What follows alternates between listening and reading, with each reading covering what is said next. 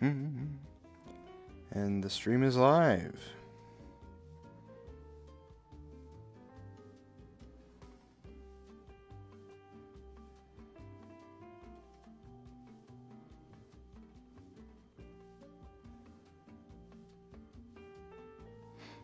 Just gonna copy the link over and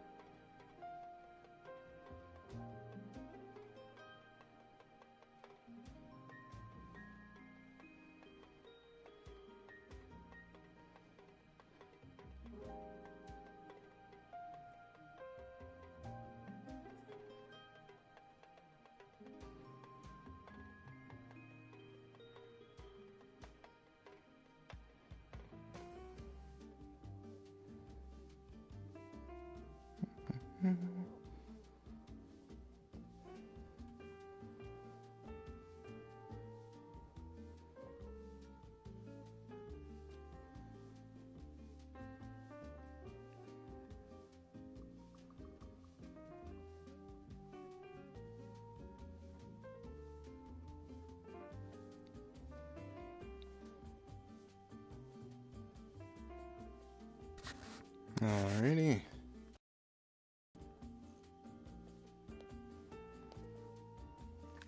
Alright. Gonna wait a few more minutes. And hopefully we'll be sorted here.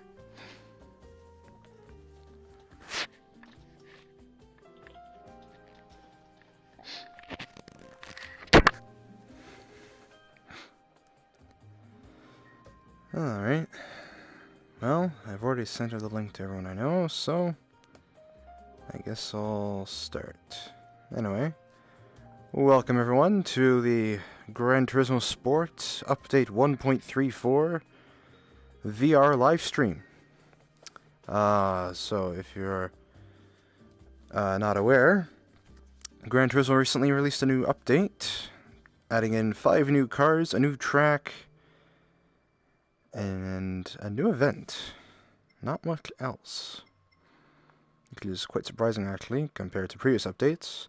But for those who are keen and in the know on Gran Turismo, you will know that Polyphony recently teased they're going to add Super Formula later this month. I believe March 28th is when that update comes out. I'll do a stream on that then.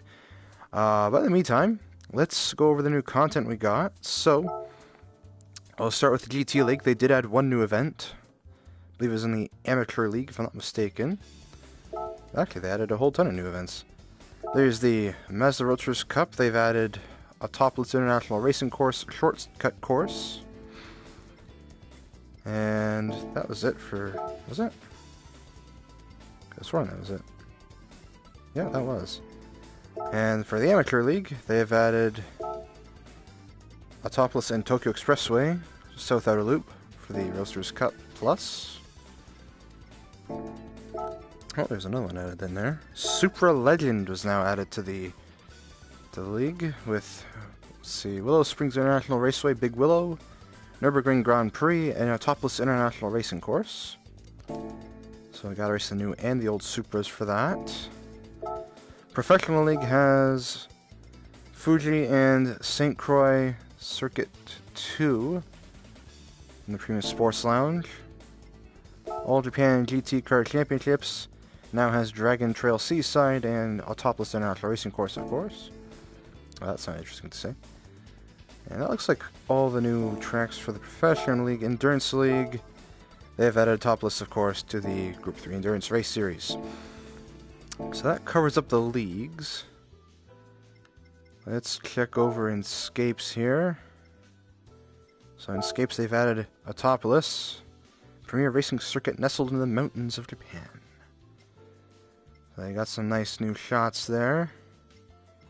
I have no doubt people are going to be using some of these shots. But anyway, so we got some new Scapes at least. It's always nice. And now to go to the meat and potatoes of the update, really. The cars.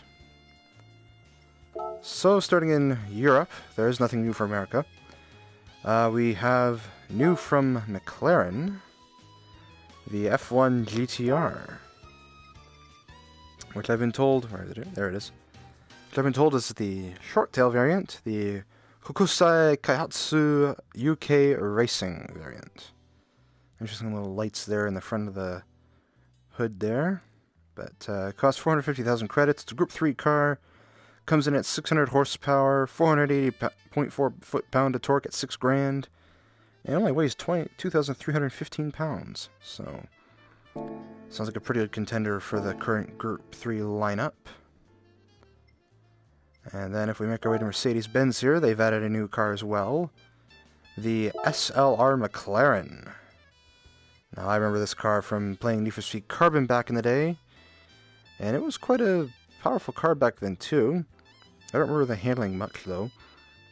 Anyway, it comes on tap with a 616 horsepower, 5.4 liter V8, I'm guessing. Could have been V12, actually. Is it going to give us the answer here in this bottom text? Oh, maybe not. But you got 575.7 foot-pound of torque at 3,000 RPM.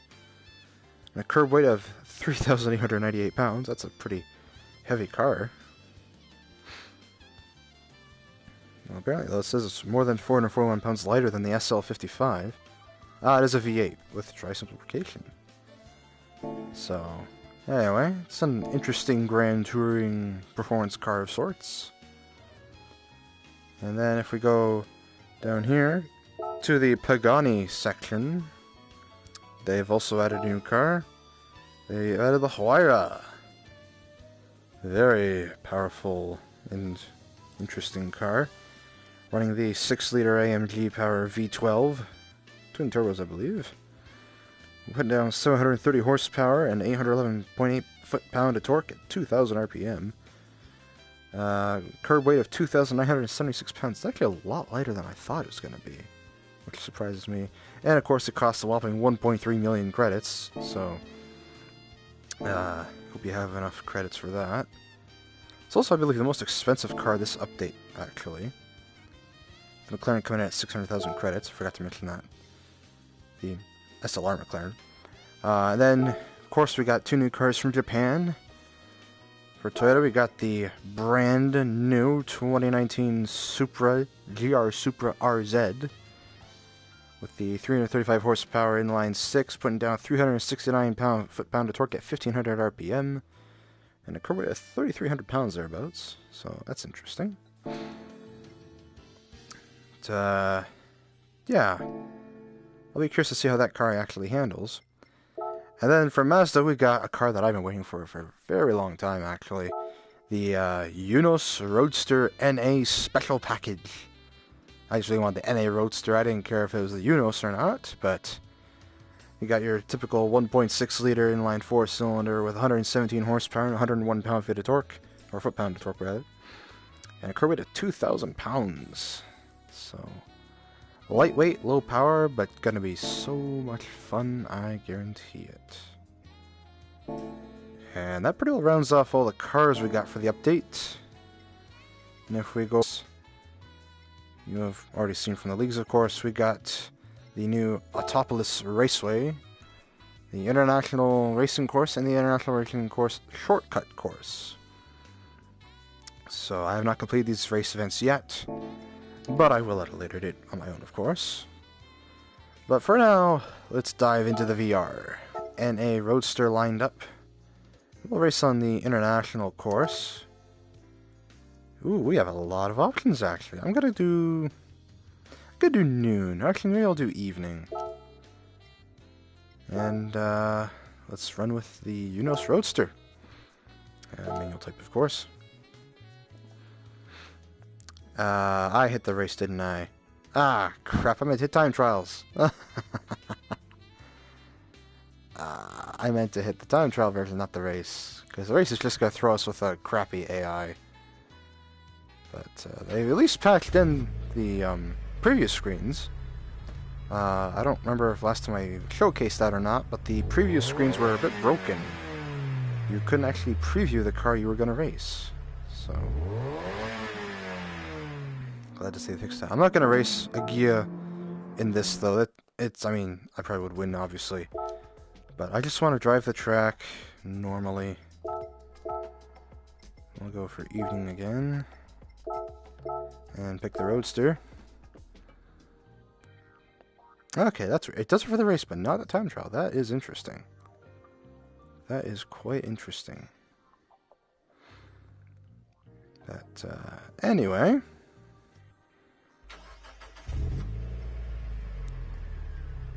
there we go. Got the nice sound of the inline four.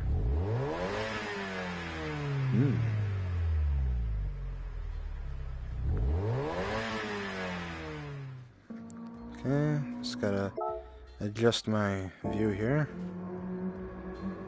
Alrighty, let's dive into this, shall we? There we go. Alrighty. And why are we at a closed top? What the heck, Polyphony?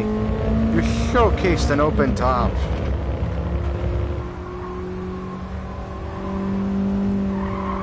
Ooh, I like the feeling of that though.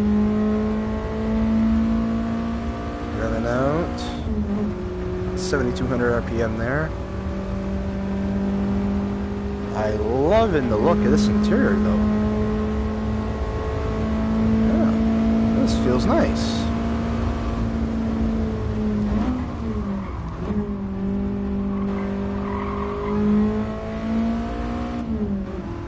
Alrighty. So as we can see, very 90s layout. This gear change. Ooh, that's a bit of an interesting turn. I've never raced on a top list, so I don't doubt that this is going to be in slow lap time. But yeah, so this is a good handling car so far, as I would expect. It's a Miata. Miatas always have really good handling. Not a crazy amount of power, but it is manageable. It's a manageable amount of power for what the car is. I am loving every ounce of this. I just switched. Oh boy, that's a tight corner. Wow, that's an interesting elevation change. I just wish that they gave us an open top. And they gave us an open top for the ND, but not the NA. What the heck, Polyphony? But then again, I've also been seeing it with the top open. So I am genuinely curious now if there's a button that Polyphony has granted us to open and close the tops on these cars. I'll have to do some back checking, but slow down here. That's an interesting corner. I scrubbed a lot of power off that. Yeah, this is interesting cornering. I'm keeping in third gear, what the heck? Oh, there goes some power scrub. But, yeah, no, this is definitely 222. I don't care. This is a fun car, though. Loving the handling. Tiny shift knob, though. But, 222, yeah, I don't care.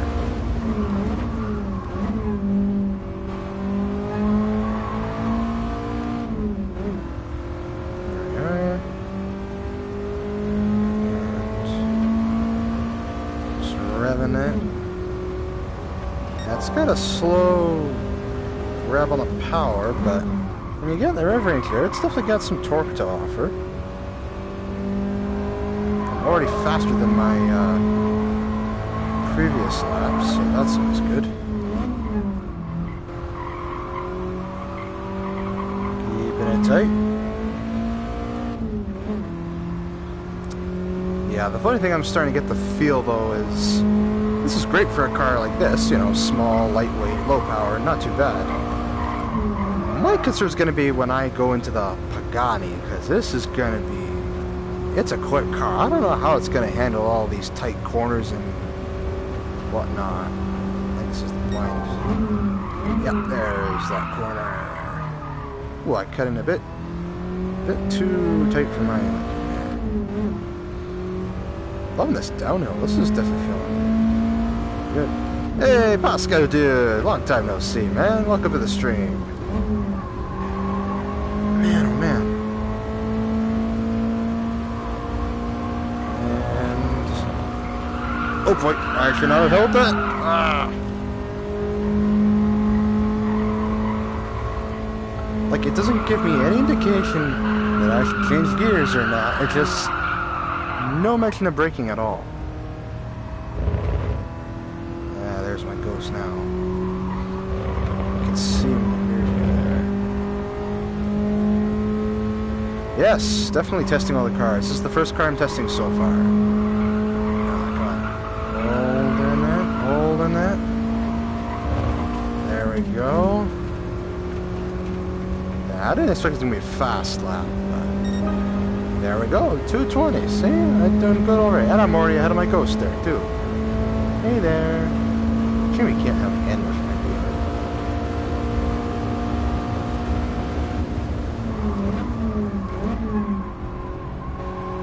vehicle. The wire is a priority, I see. I got all 5 cars, so I'm going to be showcasing each and every one of them. Yeah, I'm loving this car, though. I love the handling.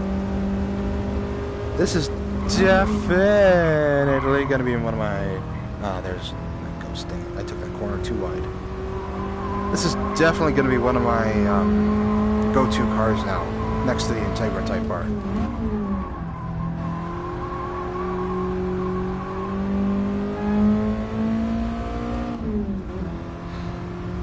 But, yeah, barely enough money. I actually, I will confess, I actually bought the Huayra with PlayStation Store money, not credits, so I kinda cheated a bit. But in my defense, I haven't really had time to grind much in GT Sport, so I barely had enough money for all the cars as it was. I think I'm sitting around like 400,000 credits now, with all the other cars purchased.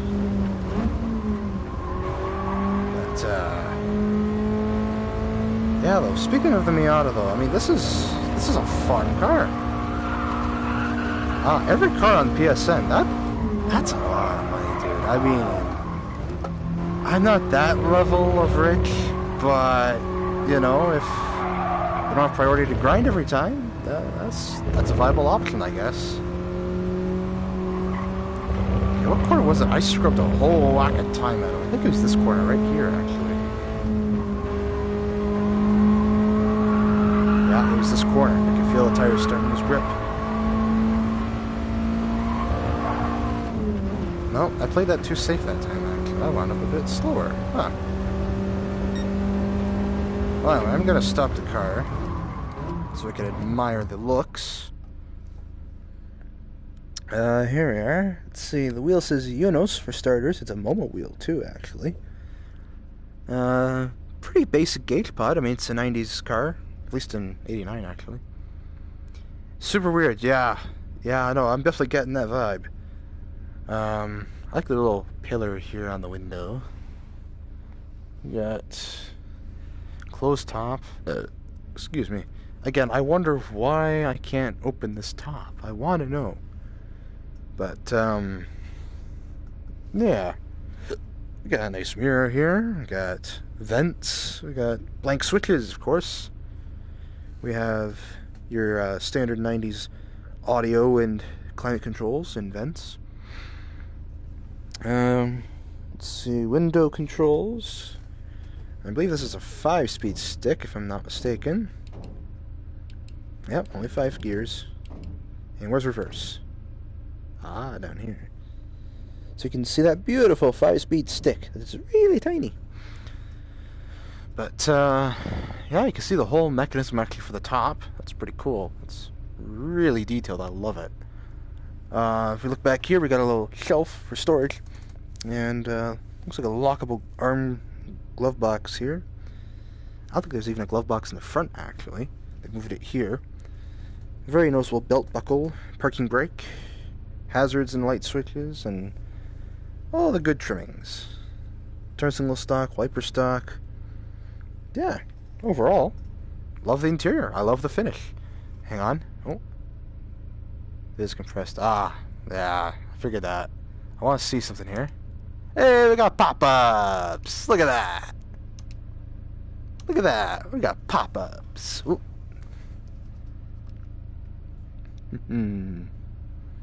That's awesome! I love pop-ups!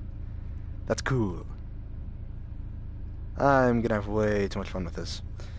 Anyway, I think that pretty well clears off the details of the interior. There's not much you can see on the door trim from what I can tell. Pretty bare bones there too. But, yeah. The one thing I find weird though is you don't see the heating element in the back window. That's the only thing I find weird. But, anyway. So I'm gonna hop out of the Miata. That was way too much fun. I think my volume's also really loud, actually. Let me turn that down just a little bit. That's increasing. Turn it down. But yeah, so let's change out. Let's move up the ladder here. Let's go for the next Japanese car, the Supra. Alrighty. So let's give it a run. What are we gonna be greeted with? Oh!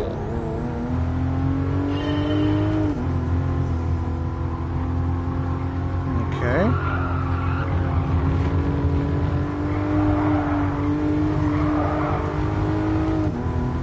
Let me realign myself here. Ah, I know it's side 4. This is interesting. Peppy. I can see a head-up display here. Definitely a lot more kick than the Miata has. That's for sure. Also going through the gears pretty quickly, actually.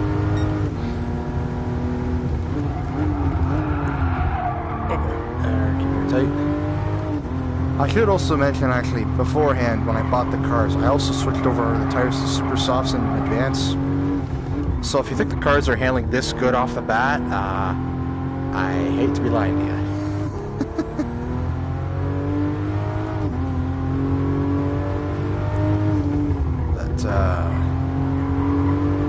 Yeah, this is definitely, oh crap, there's some understeer. That's interesting. I was not expecting understeer there. I've heard it was 8.2 actually. I'm gonna test that probably after I'm done some laps here, because I think I've only been able to hit 6th gear. Let's see what we got here. I can only ever hit 6th gear flat out on this track. I can't, if there's an 8-speed, I can't hit above 6, honestly. I can't even rev out 6th gear. Understeer, oh boy. I'm surprised at how much understeer this car has, actually. That's really surprising for a rear-wheel drive car. I am not expecting understeer in this.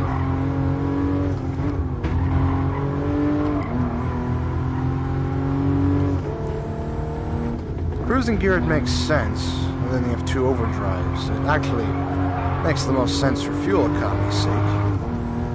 But in any case, it's adequately quick. It's not like I'm driving... Yeah, the LC500, for sure, that gearbox is for fuel economy and cruising. It's not really... You're not using all 9 speeds for racing. That's a given. But, yeah, no, this is definitely interesting handling, though. It's way more sharper than I would expect the Supra to ever be from its past incarnations, but it's not slippery. Wow.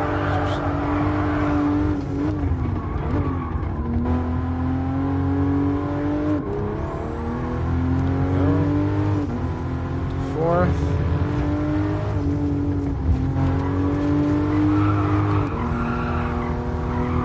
This is where I oversteered. Keeping it tight.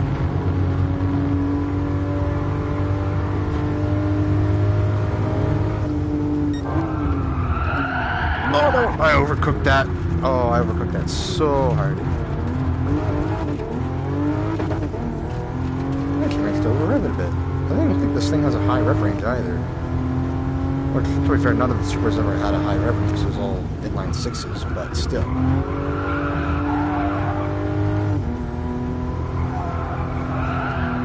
Yeah, this is weird. It's so slippery. I want super softs with this car too. This isn't even sport hards or anything. This is super softs. And I'm getting this much understeer grip on a car with this low of power. It's definitely interesting. Would not surprise me in the least if there is a much more refined handling set we can use for the suspension on this. Up to 9.5K, really? I'm gonna drop a gear. Okay, that was a bad idea. Still wanted 2.6 seconds faster than my previous lap time.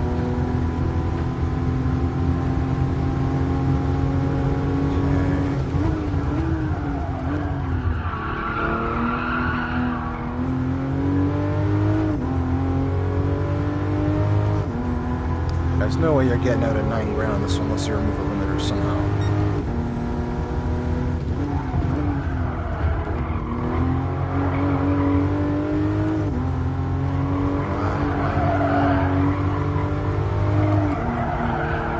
Like, it does handle nicely.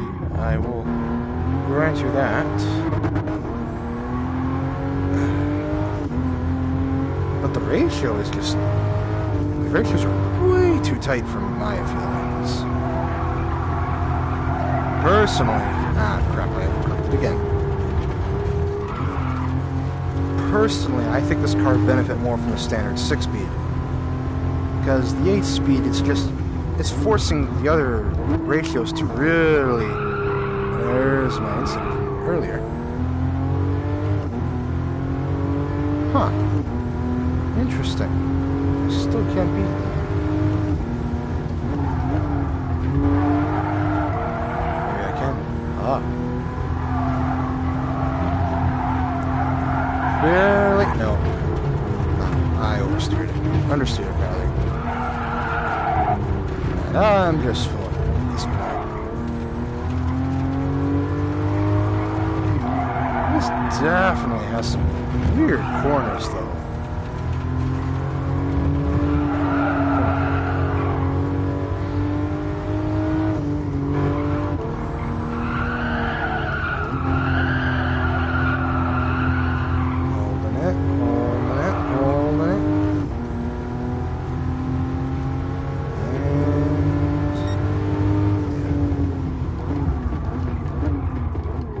Alrighty. That is weird to think this is an F1 track, actually. It has some weird corners, and I'm in a Supra. Not even an F1 car, for that matter. But, hey, that's an interesting trick. Alright, so let's look around the interior. First thing I noticed off the bat is... That's not a mirror, that's a camera. That's interesting. That's very interesting. Until X was F1. True enough. But, if we look in here, we got some nice carbon fiber accents. Interlagos. What did you type out? Oh, that's an Interlagos. Anyway. We have a shifter here with our putter and drive stick with manual mode. And we have climate controls. It's very BMW-esque. I will admit, this looks like a freaking Z4 on the inside.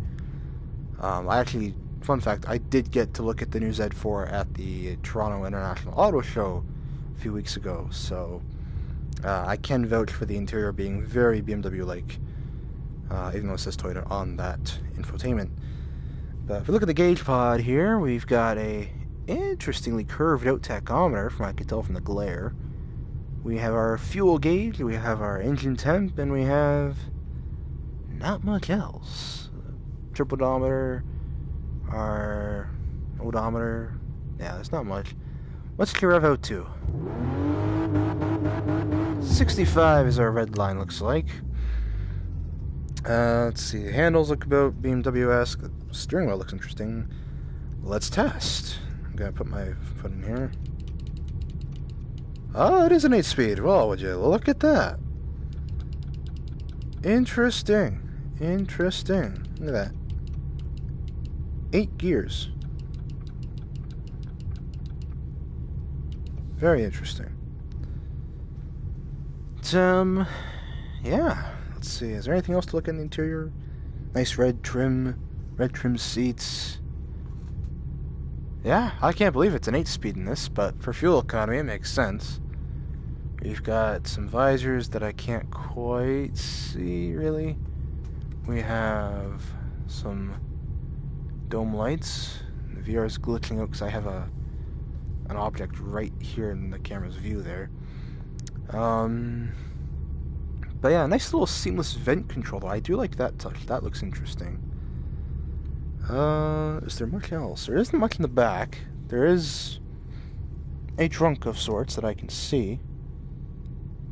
I have heard there will be a manual, but only for the Turbo 4. That's what I've heard. And Toyota themselves have said, if you're going to put a 2JZ in it, take the Turbo 4, save your money. Because it will be cheaper.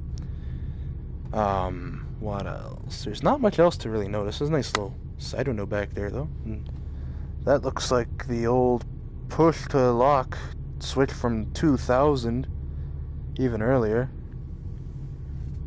Yes. No, that's... I'm not joking. Toyota actually said that. They did say, if you're going to put a 2JZ, grab the Turbo 4 and save yourself the money, because it will be cheaper.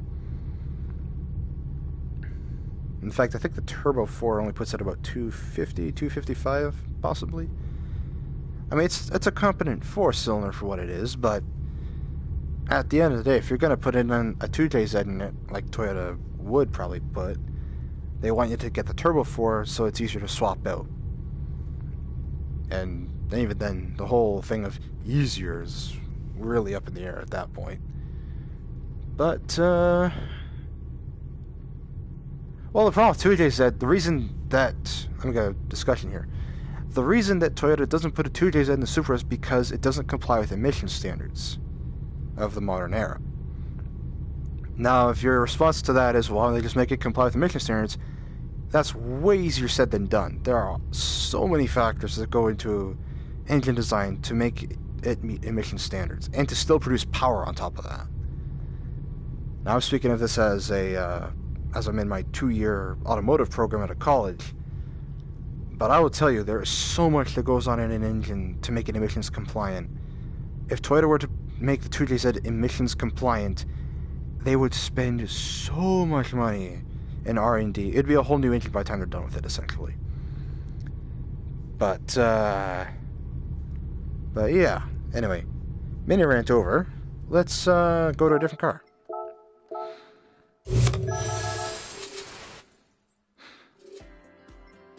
So, next on the ladder, moving up in power. Pretty well. Let's see, next up in power, we'll go to the F1 GTR. This is gonna be something. Yeah, well, it's the same story with the BRZ, honestly. But...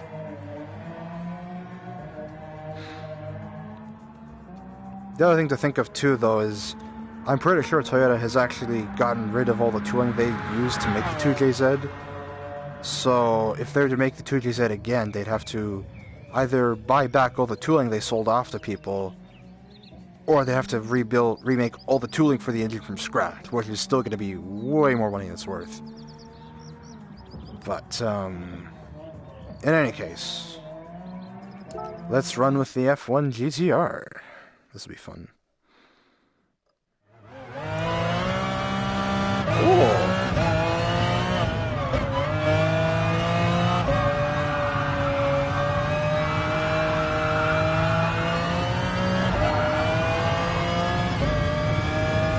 True enough. Okay, I am loving the feel of this.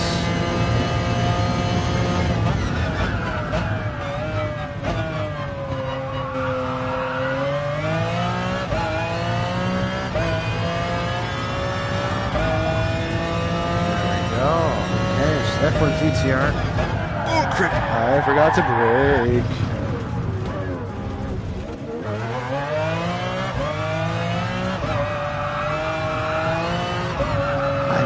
Telemetry is insane! Yay!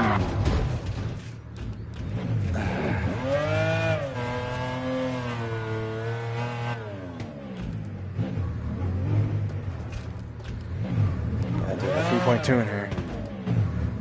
There we go.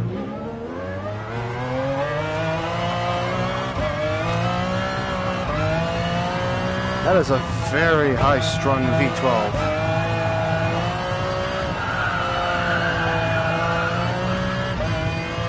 I will say this though, fast.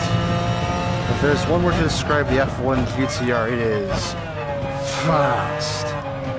This will decimate all Group 3s in Great James Motorsport. It is so freaking quick.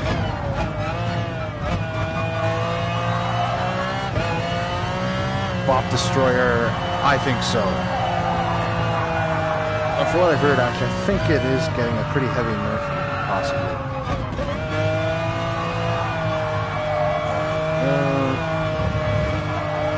Oh man.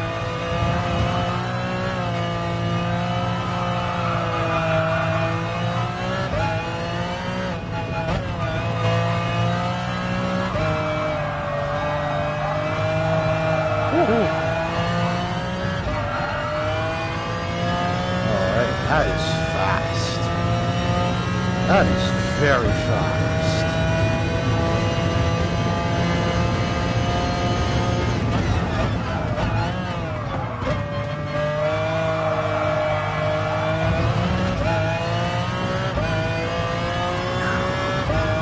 It's so nuts. I think this thing is going. Brake. I believe this thing's actually going faster than most of the Group 3 cars, actually. I think this thing even outweighs the M3 GT, actually. I thought that was cool.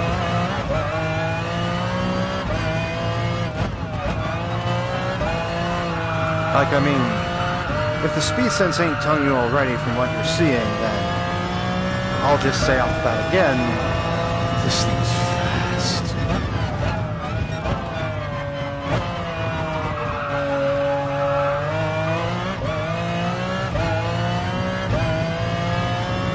Fast at banging gears, and this is a Group 3 car. You really could have fooled me with this one. You could have fooled me into thinking it was a Group 2 car for all I care.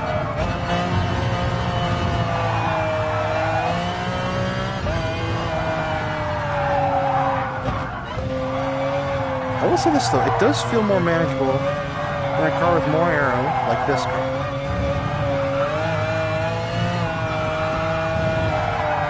So, there may be some merit to Super Formula being in this track, actually.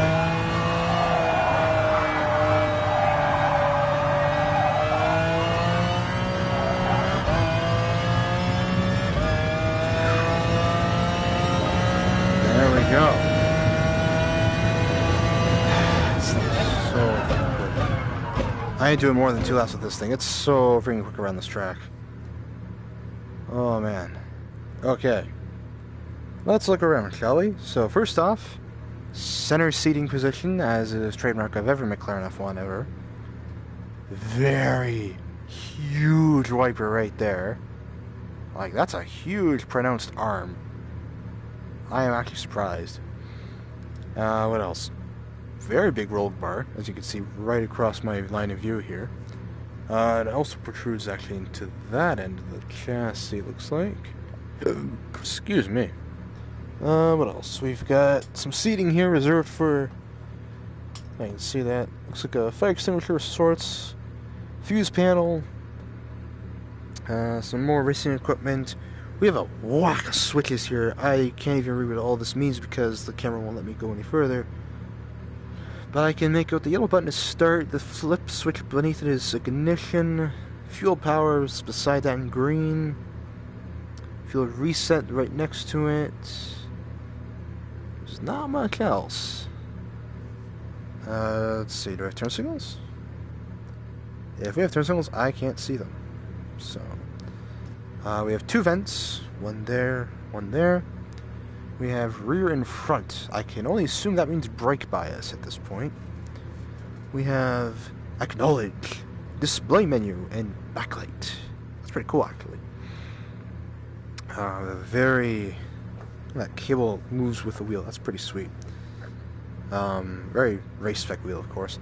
We still have the turn signal stock, though. That is impressive to me. Of all the things they kept stock in this car, the turn signal stock. That is cool. And what is this here? We got our 6-speed manual, because you're running dual clutch in this. And I got, looks like I got second gear stuck in my leg there, and first gear. But other than that, it's pretty good. It's a fast car. Did I even look over here? I can't see anything on that side. Let me flip around here.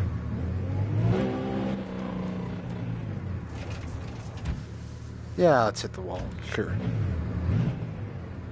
Okay. And if we look over here, we will see nothing but wires. Okay, that's interesting. But yeah, I think that pretty well covers all the aspects of the F1 GTR. As far as you get out of this car, I don't see any handles. Nothing on this side. Is there anything on that side? Let's reverse it.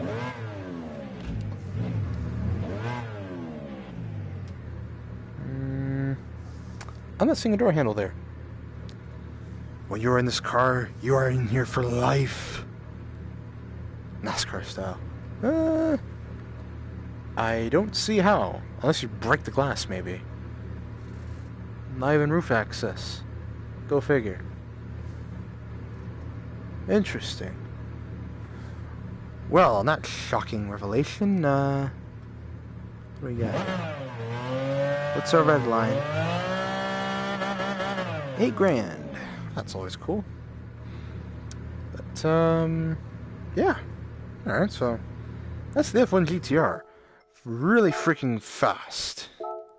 That's my arc rider. Really freaking fast. Handles like a champ. I am pretty sure it will destroy every other Group 3 car out there. But, moving on. Next up in the powerhouse, we've got the SLR McLaren.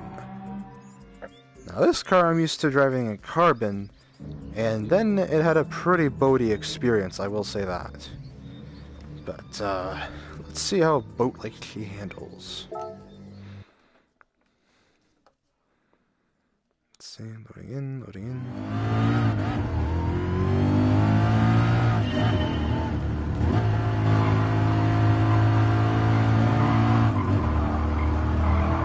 Too bad so far.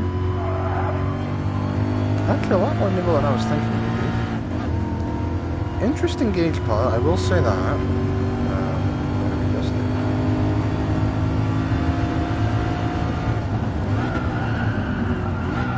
Wow! Okay, there's the boat. Yeah, it handles pretty good when you're doing high speed, but when you hit those brakes, that's when you experience boat. Barely keeping it. Oh boy. Oh boy. Oh boy. I gotta keep it.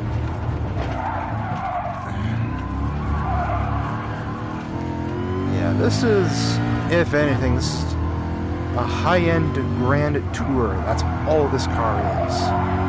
It is not built for the track at all. 722 edition might, but the regular SLR McLaren, nah. Fat chance you'd race this on track.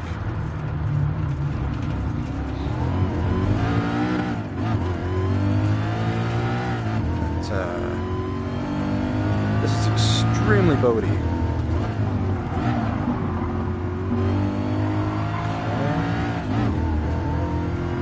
Barely keeping it.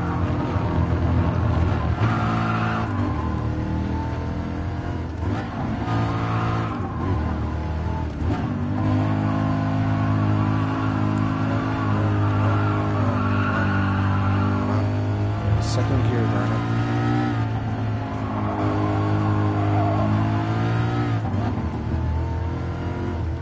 I will say though, I do like the engine note. Of all of its handling quirks, I do like that exhaust note.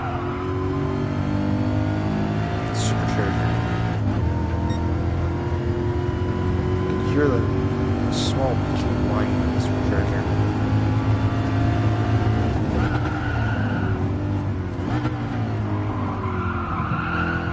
Cutting a lot closer than I did the last one.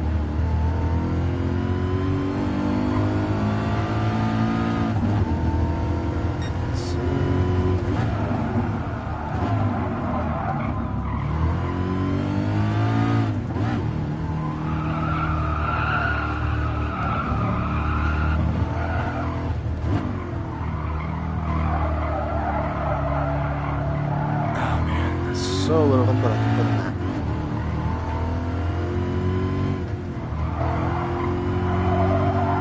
This is such a boaty car.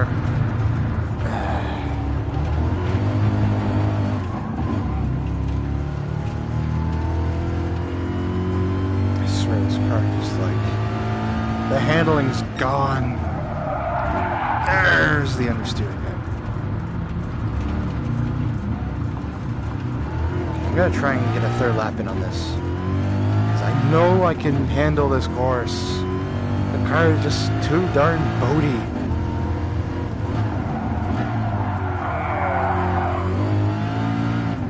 I really feel like I'm struggling whenever I have to hit the brakes on these corners now.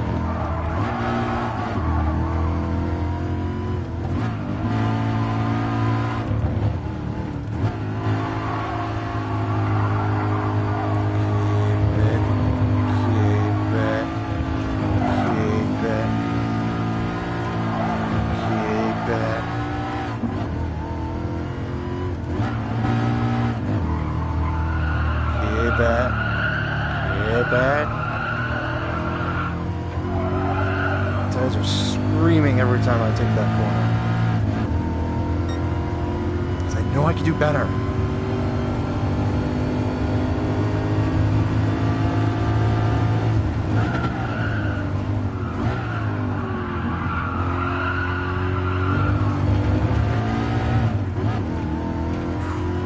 And of course I went slower than that. Funny how that works, eh? The first lap you go, oh, I'm going nice and good. See if I can go faster. Then you do the next steps and go, dang, how did I turn out faster in the first lap?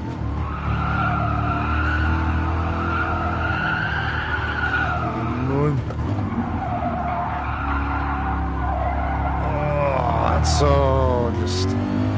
that's such a wacky corner to try and take.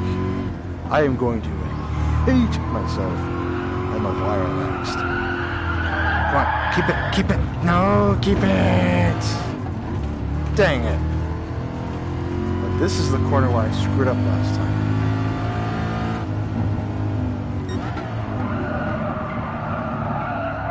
Keep it, keep it. There we go. That's how I get a better lap time.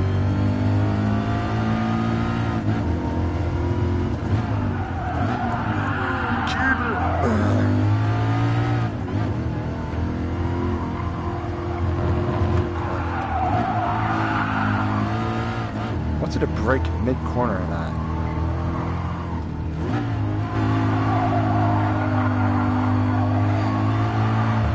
These corners are so nuts.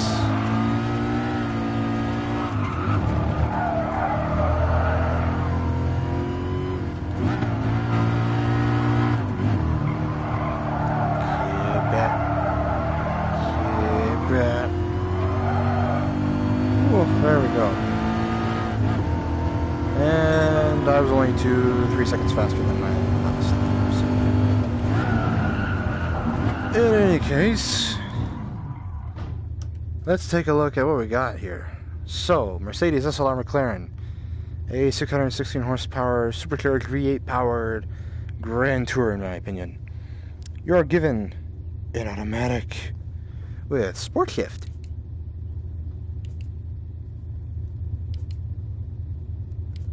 What are you hitting? Where are those? Those are so tiny. Wow, this feels like very, VR is awesome, my friend. VR is very awesome. That is such a tiny gear shift.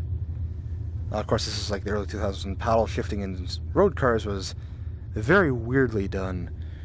But SLR McLaren, as you can see, it's an SLR. SLR. For any car, some cars, you cannot use it on some of the Vision GT cars. I know that for a fact. But for everything else that was made in reality, yeah, it's open. It's fair game, really. What else we got? We have an armrest of sorts. Can pass directly to the trunk. We have a tiny, tiny glove box. Got our automatic shifter with a interesting. Oh, that's the engine start button. You guys can see it. There says engine start right through the grates on that button. That's pretty cool. And it just now occurred to me. Okay, there's a key fob there. That is interesting. That is weird. That is really weird. Anyway, looking around the interior, not much else other than a really nice, lavish interior with red leather accents. We have a very bare bones climate control by the look of things. Let's see. We have two vents there, a vent there, and a vent there. We have a speedometer that goes to 360 kilometers an hour. What's our red line? 75, as I thought so. I like how it says brake, though. Instead of just a emergency brake icon, it just says brake. So, that's cool. We got our gas gauge, we got our engine temp, we have, light control down there, you can kind of see. We have the world's tiniest cruise control stalk, a wiper stalk, and that's our left turn signal and right turn signal right there. Huh. We also have our hands-free calling buttons. For VR, you need the PlayStation VR headset, which I actually found out recently.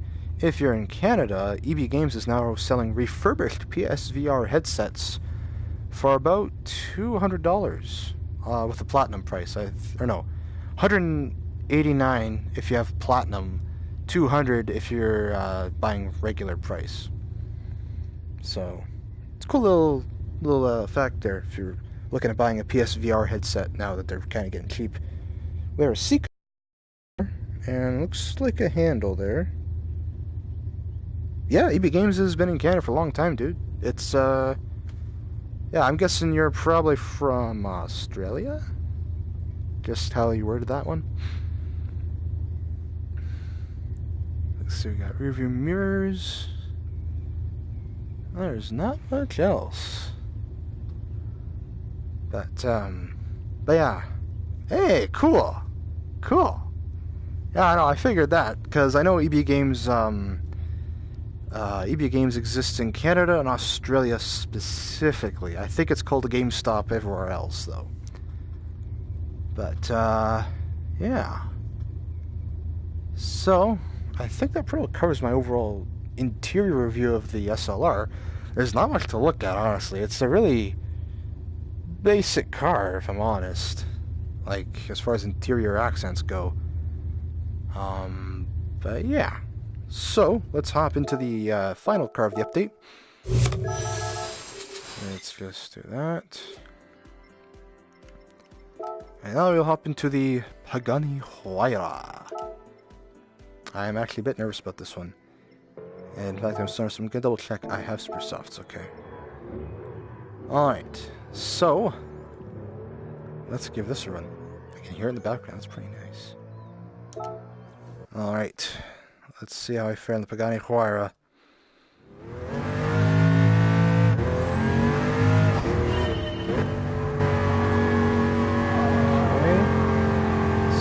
far, so good. That's a lot of shiny chrome. That's actually going to be distracting always. The whole time. Okay. And brake. And okay. There's actually braking on my part.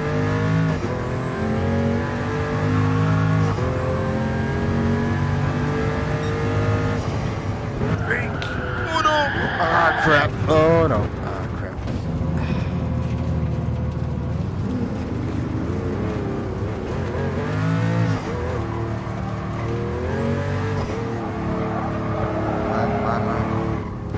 Oh, I also got a first gear for this one.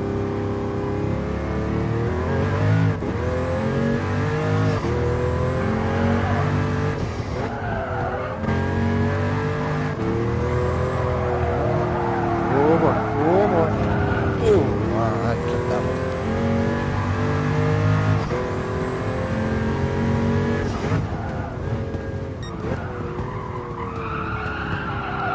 What? You told me to!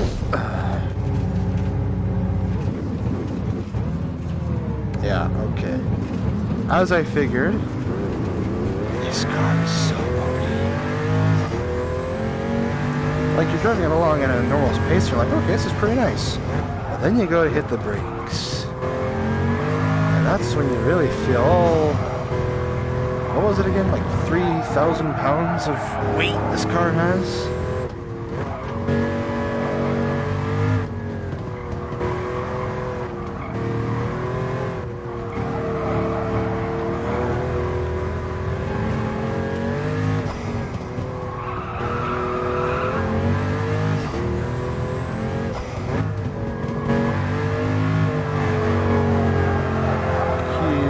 Tight.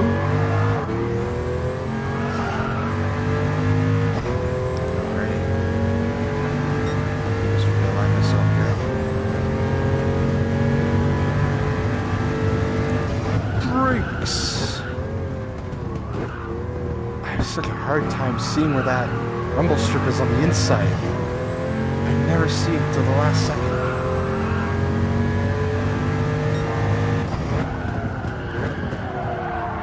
There's where I went off.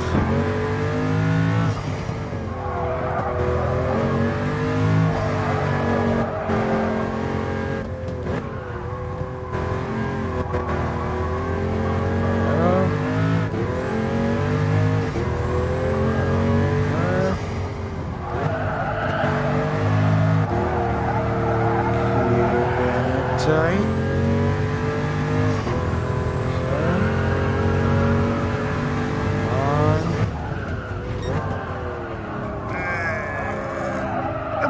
Come on. Oh, I was cranking so hard there to keep it.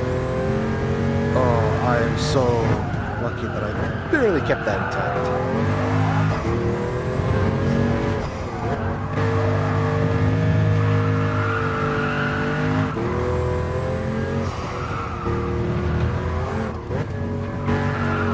Keeping it tight. Come on.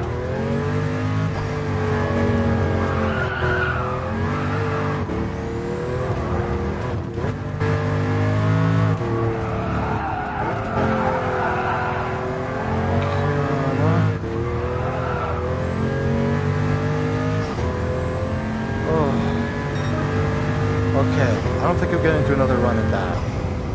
Because this car on this track is just so stressful to keep intact. It genuinely is. I can move out of the sun because that's driving me nuts with that. Get out of my way. So, there we go. Alright. Other Canadian streamer who drifts. I'm not sure, actually. I'll be honest with myself, I don't watch that many Gran Turismo streamers. Funny enough. But let's discuss the interior of the Pagani Huayra. Where the heck do we begin? There is so much. We have here Pagani little display there. We've got the tachometer. It revs right out to 7 grand, actually. That's impressive. And then we've got a speedometer that has some interesting numbers. There's no real accuracy to any of it. There's 30, 50, 60, 90, 120, 150, 180, 230, 210, 240, 270, 300, 330, 360, 390, 415. For some reason, it winds out to 415 kilometers as the top of the speedometer. That is weird. Then we've got our shared oil pressure and engine temperature gauge. We have, oh no, that's engine temp and that's fuel gauge, so that's probably oil temp and oil pressure, actually. We have a Pagani-specific infotainment there that looks like it came out of Windows 98, if I'm being honest with myself. What else? The wheel itself looks interesting with carbon fiber wrapping. Horn buttons are on the sides of the wheel. We have a lot of unmarked buttons, actually. We have turn signal buttons, though. Okay, now I can see it now. Stability control, wipers, lights. Can't quite see what that one is.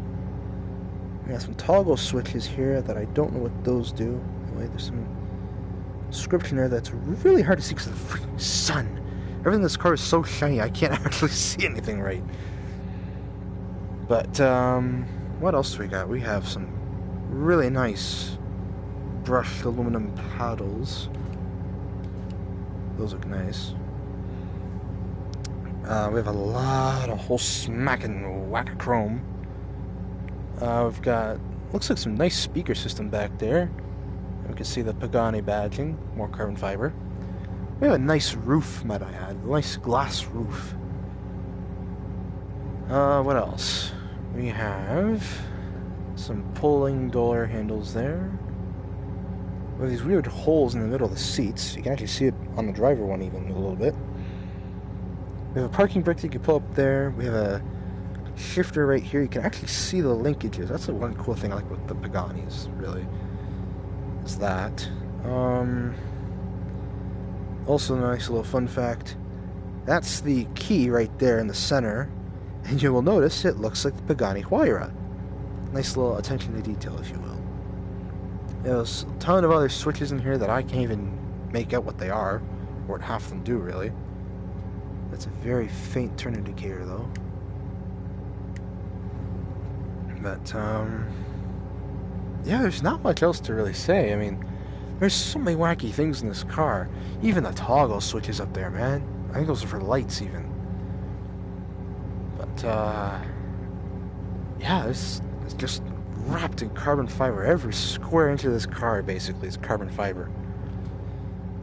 And we got a glove box there. And we got Pagani's name written, like, freaking everywhere in the car. I mean, it's on the wheel. Where else is it? It's on the gauge pod. The whole oval logo's in the actual gauge cluster. It's even on the paddle shifters. It's on the wheel, too. It's on the door handles, it's on the speakers, it's on the center stack.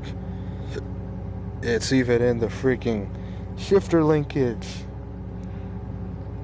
Like, it's everywhere. Everywhere you can see is ovals. It's nuts. I mean, I admire Horacio Pagani for his passion that he puts into his cars. But you gotta admit, there's a certain element of narcissism to it, I think. Or I could just be an uncivilized individual here. I don't know. But the other cool thing to note, of course, is our rear view mirrors, or our side mirrors, really, that are sitting right there. And they kind of help, actually. I will say that. But, yeah, there's not much else to go over in this car. I'm really grasping at straws as to what else I can talk about that I can see. But, yeah. So, you know, this is the Pagani Huayra in all of its carbon fiber wrapped, leather stitched Pagani badged glory. So, anyway, I think I'll hop out of this car.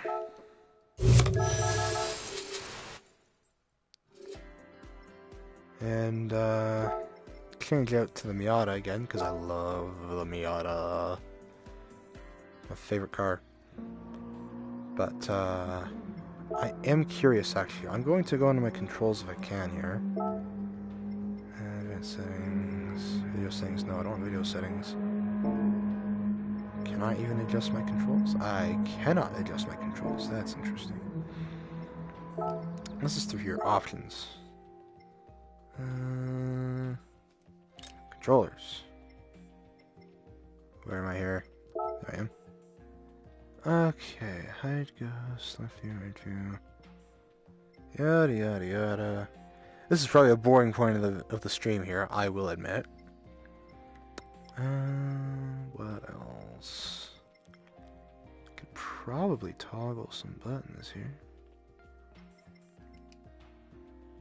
Let's see what we got in the control settings. 6, down. Views, flashing, toggles, flashing toggles. Not applicable. Okay, that's interesting. And MFD is multifunction display, which would be the dial there you see on the displays there. So I'm just going to leave it set to show hide ghost, because evidently I can't do much else. So that is interesting though. I want to figure out why the Roadster will not go topless. Unless maybe I gotta change the conditions. I'll change it to noontime. We'll try that.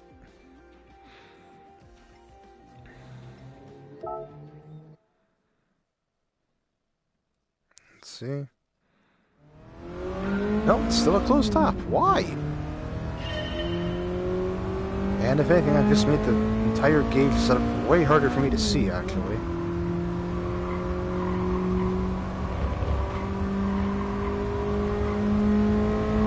It does look way different, though, in the afternoon, I will say that. I got the sun beating down on my Miata, as you can see, and I have pop-ups.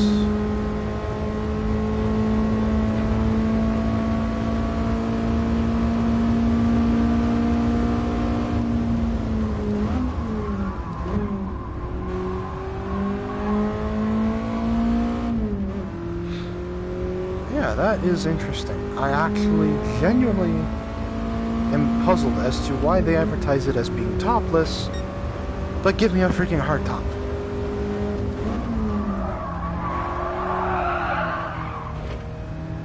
It just does not add up.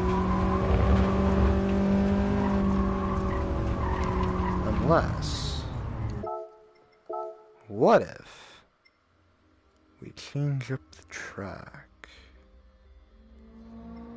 Because this is the one mystery I have, is it advertises closed top, but I've seen it in open top.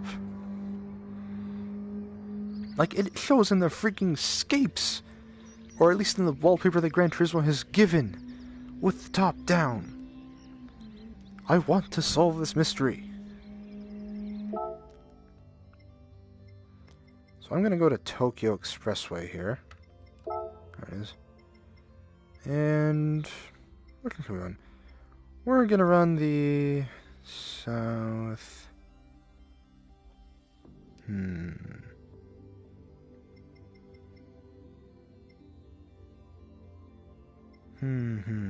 I'll go on the southern loop. Or maybe not. Maybe I'll run the... oh, it's the same diff, I guess. I will run it in Twilight. And then hopefully I might get a different thing on the Miata. I'm hoping. I want to figure this out. Why does Gran Turismo show the Miata with open top, in closed top, but I can only drive in VR in the closed top?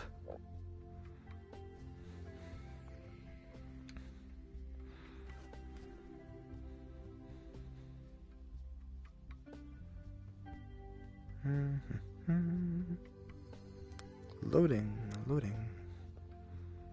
So, anyone still watching the stream? What do you guys think so far? I'm actually curious. Oh, there we are. Okay. Is it gonna show in the preview? No, it's not gonna show in the preview. Let's give this a go. Freaking close top, of course. But I have the pop-ups, so I'm not as mad. And I have the glowing gauge cluster, too.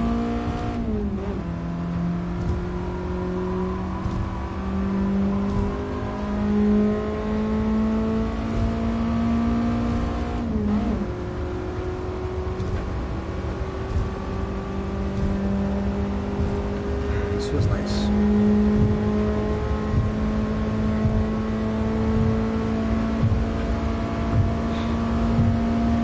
Genuinely feels nice to drive. Oh, why do you engage the fourth?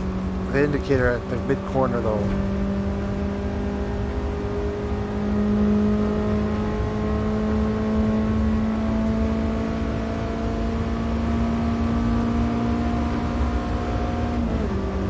Ah, I hit fifth gear finally. This feels nice, though. This genuinely feels nice.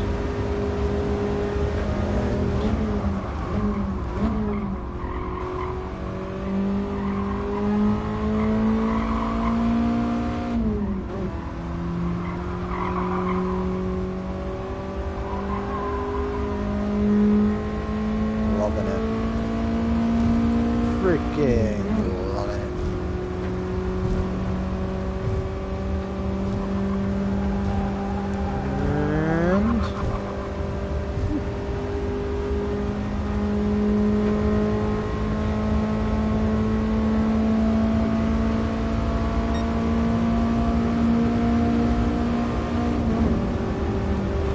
And man, this feels good. Love red.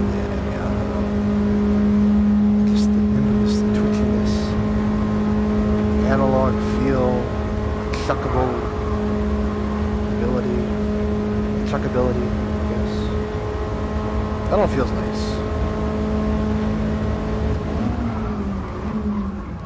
That's a suspension though, man.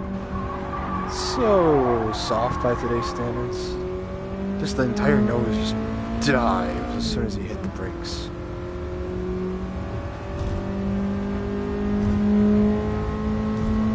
So good. Call me crazy, I actually like this a bit more than I like the ND Miata. And I love the ND Miata. Short of one of these, I would buy an ND Miata. Especially the new ones, actually. They come out with 100 horsepower on those things.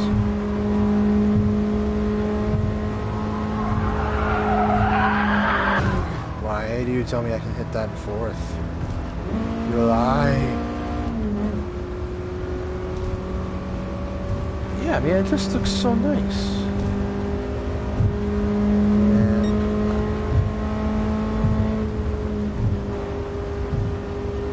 And there I go.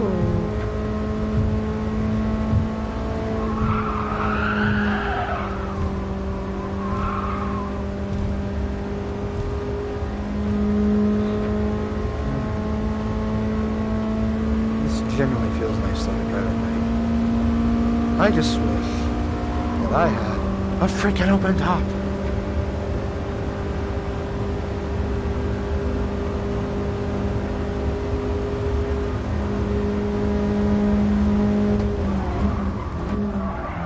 Oh boy! Ah!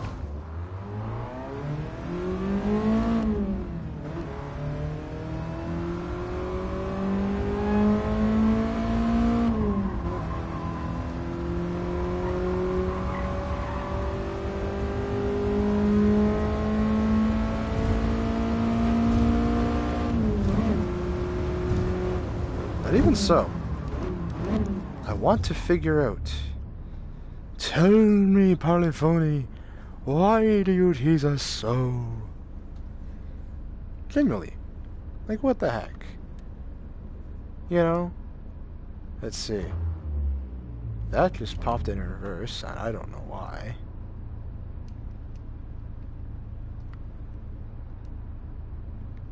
That does nothing.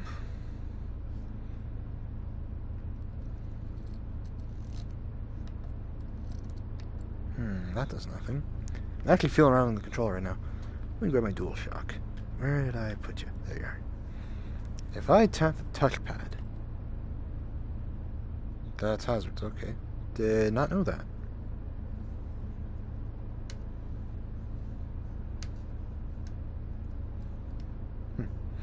Interesting. Interesting. I still want to know why they won't give us an open top to drive. This will be a mystery that is going to totally plague me for the next couple days. But, I think I'm going to cut the stream here, actually, because, I mean, there ain't much more I can show, really. I've already shown you the cars, and that's about all I've done. So, anyway, I'm going to end the stream here, guys. If you enjoyed it, give it a like, you know. Of course, subscribe. I do try and push these videos out when I can. At most, I try and make sure I do the update videos. Periodically, I'll do a random live stream and stuff. I'm still trying to get in the activity of things. We got a lot of stuff going on right now, so... anyway, I think I'm gonna end it here. So, I will, see you guys in the next video. Bye!